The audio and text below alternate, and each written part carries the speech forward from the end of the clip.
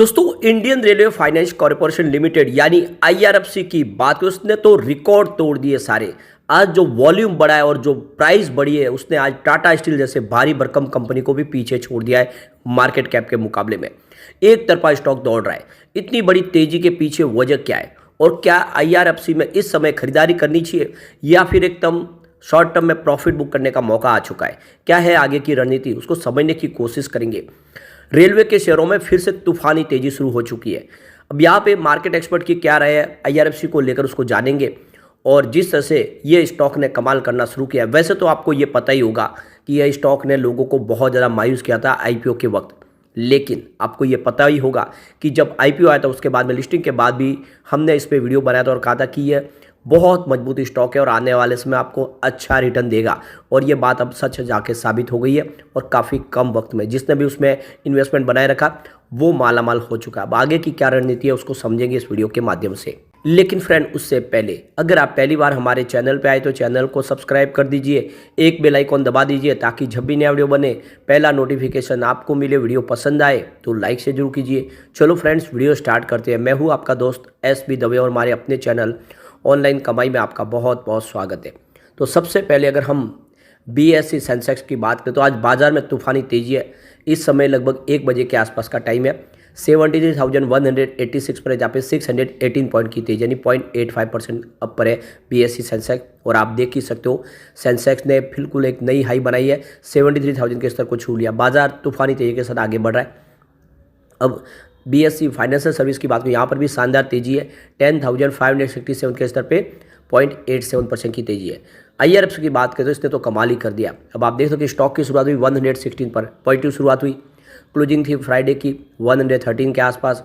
Intraday में 134 का ज़बरदस्त हाई बना और जो लो है वो 116 का, यानी जहाँ से शुरुआत हुई वहाँ से एक तरफा तेजी बन रही है। और इस समय 133 के आसपास स्टॉक है, जहाँ पे 17.72% की बम पर तेजी बनी हुई है। ज़बरदस्त और काफ़ी तेज़ी से कामकाज बढ़ रहा है।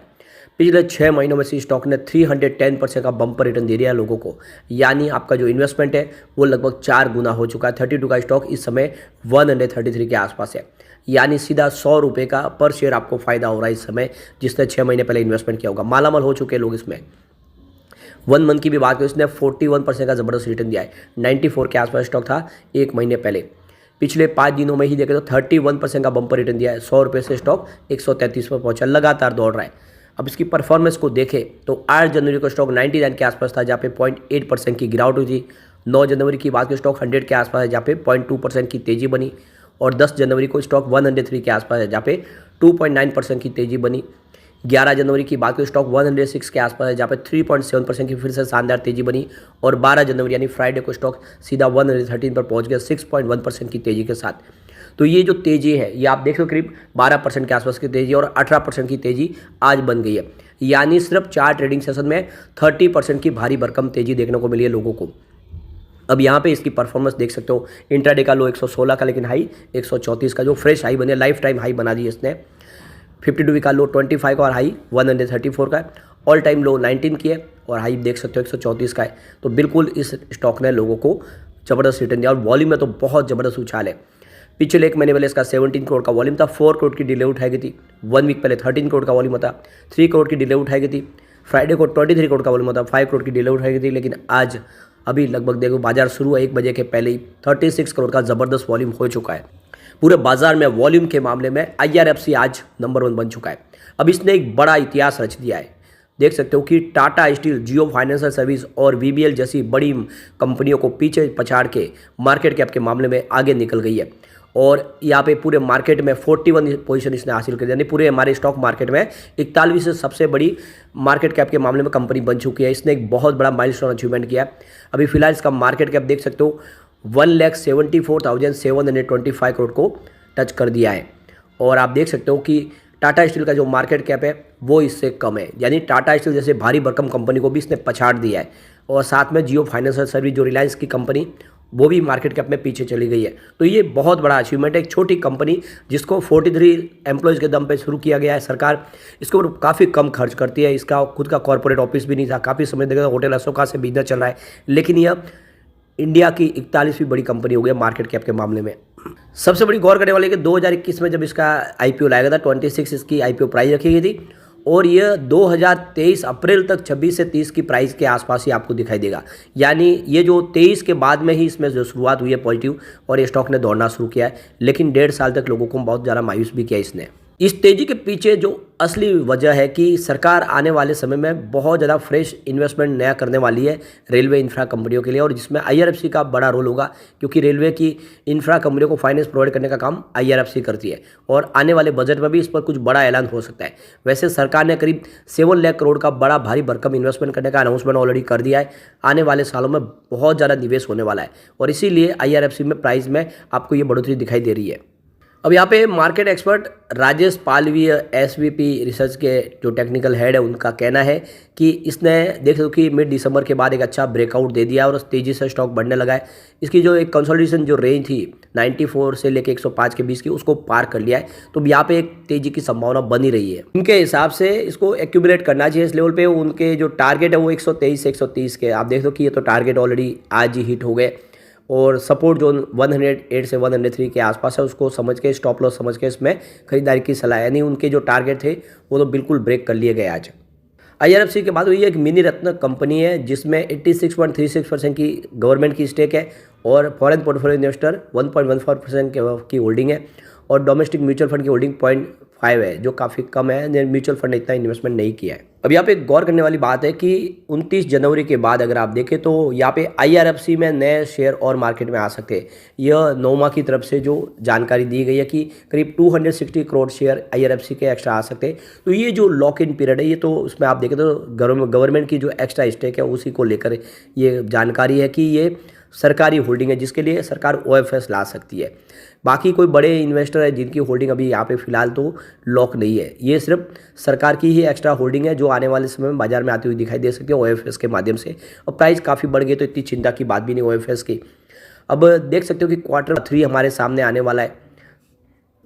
Q2 की बात करें तो इनका जो प्रॉफिट था 1550 करोड़ के आसपास था और पिछले साल सेम क्वार्टर में 1714 करोड़ के आसपास, जहाँ पे 9.6% की हमें गिरावट देखने को मिली थी। रेवेन्यू 6766 करोड़ के आसपास था और पिछले साल सेम क्वार्टर में ये 5809 करोड़ के आसपास था, जहाँ पे 16% की वृद्धि देखने को मिली। तो प्रॉफिट ईयर ऑन बेसिस पे कम हुआ लेकिन रेवेन्यू काफ़ी अच्छा बढ़ा था और इस बार रिजल्ट बेहतर रहने की पूरी उम्मीद है।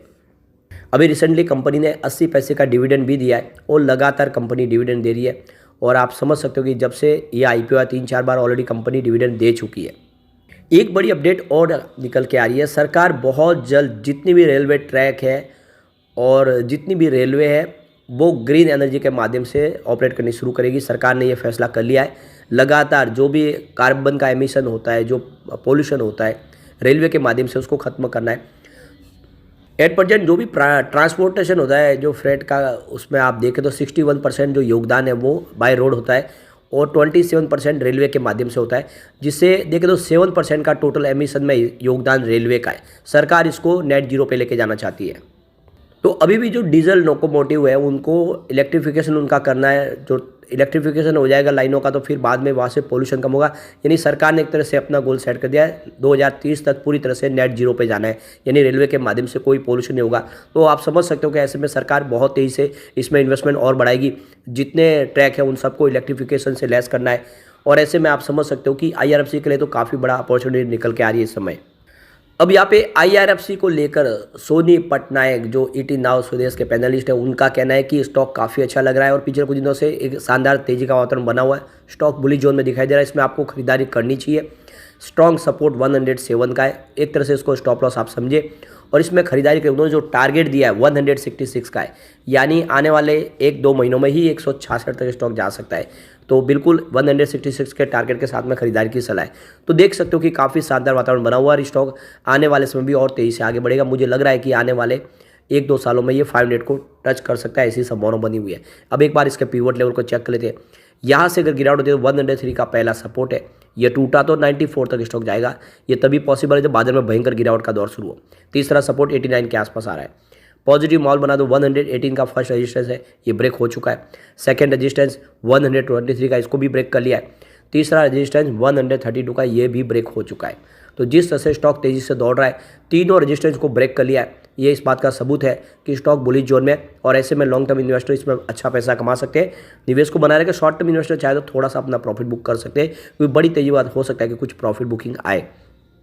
लेकिन फ्रेंड, कोई भी इन्वेस्टमेंट करने से पहले अपने फाइनेंशियल एडवाइजर से बारे में ले ले या अपना खुद का रिसर्च करें, क्योंकि मैंने वीडियो आपके एजुकेशनल पर्पज़ के लिए ही बनाया। वीडियो पसंद आए तो लाइक शेयर जरूर कीजिए और चैनल को सब्सक्राइब कर दीजिए। Thank you friend.